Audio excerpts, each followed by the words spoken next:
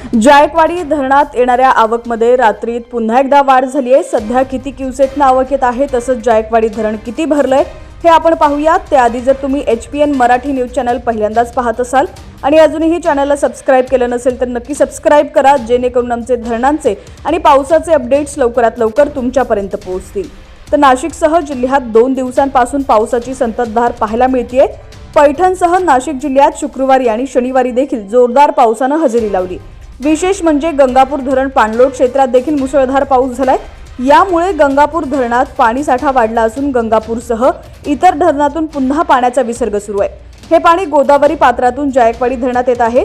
त्यातच जायकवाडी धरणाच्या पाणलोट क्षेत्रात देखील 2 दिवसांपासून पाऊस पडताना पाहायला मिळतोय। त्यामुळे जायकवाडी धरणातील पाणी साठ्यात देखील वाढ झाली आहे। आज 26 ऑगस्ट सकाळी 6 वाजता आलेल्या अपडेटनुसार जायकवाडी धरणात 71,105 क्युसेकनं पाणी जमा होत आहे।